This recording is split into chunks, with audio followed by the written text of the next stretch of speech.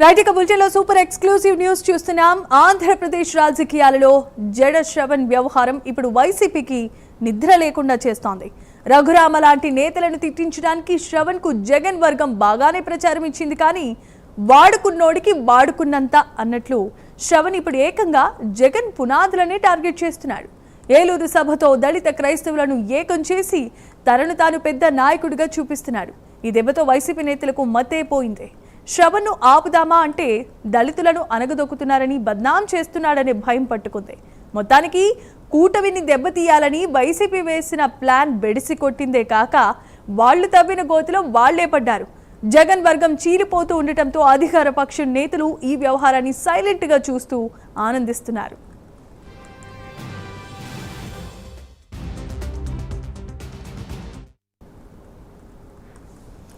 Right ఇక ఇదే exclusive news కి సంబంధించిన అప్డేట్స్ ను అందించడానికి మా అసోసియేట్ ఎడిటర్ వాసు లైవ్ ద్వారా సిద్ధంగా ఉన్నారు.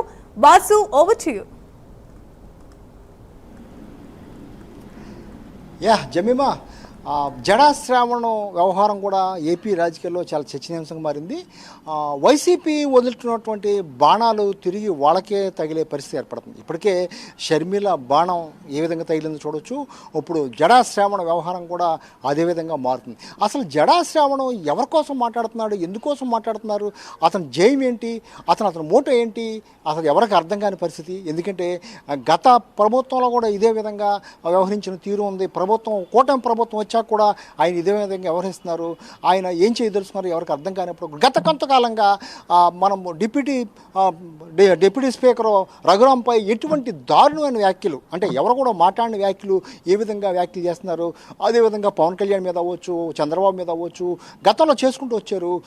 ఇదంతా కూడా సోషల్ మీడియాలో మొత్తం వైసీపీ చాలా ఎక్కువ ప్రచారం చేసింది. అంటే కూటమి ప్రభుత్వంపై ఈ జడా శ్రావణం సంబంధించినటువంటి దళిత క్రిస్టియన్లు వ్యతిరేకంగా ఉన్నారని ముద్ర వేసేందుకు కూడా ఆయన ఒక్కడ మాట్లాడితే అందరికీ అంటగట్టి అది అత్యధికంగా ప్రచారం కూడా చేయడం జరిగింది. ఇటీవల ఏలూరులో జరిగిన సభలో కూడా ఆయన అనేక విషయాలు మాట్లాడటం జరిగింది.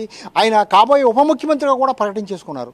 అసలు ఆయన బిల్డప్ ఇచ్చుకుని చాలా ఎక్కువగా ఆయన చెప్పుకుంటున్నారు, నాయకుడిని చెప్పుకుంటున్నారు.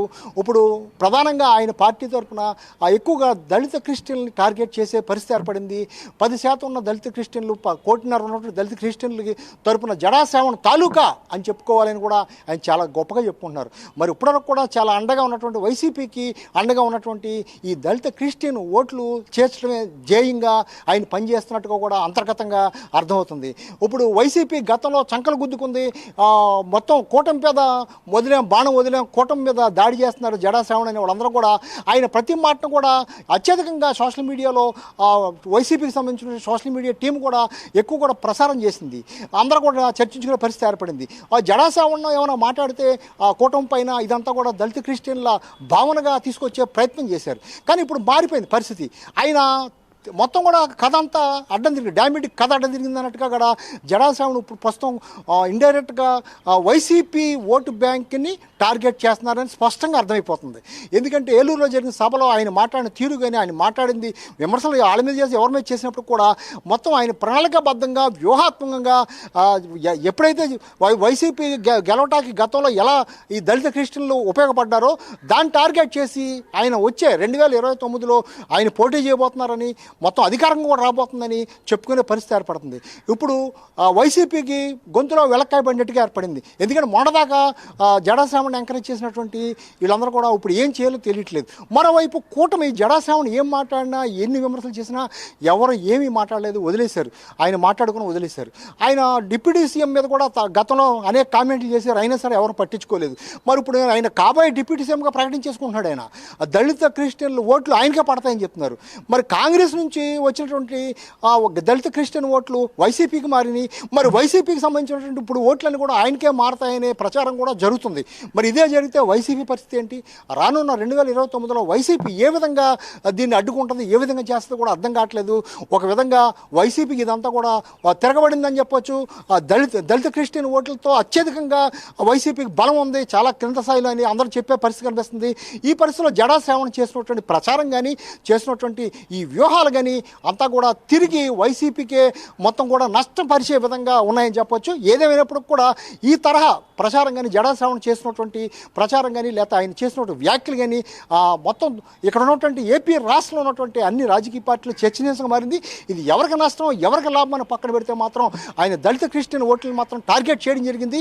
అదంతా కూడా వైసీపీకి నష్టం వాటిల్లో అవకాశం ఉందని చాలా స్పష్టంగా కనబడుతుంది. ఈ నేపథ్యంలో కూటమి ప్రభుత్వం కూడా ఎక్కడా కూడా ఏమీ మాట్లాడకుండా జరగాల్సింది జరుగుతుందని చెప్పే పరిస్థితి కనిపిస్తుంది. ఏదేమైనా జడా శ్రావణ వ్యవహారం అయితే ఏపీ రాజకీయాల్లో సంచలనంగా మారిందని చెప్పొచ్చు. Jemimah. Right, thanks for the updates and details Vasu.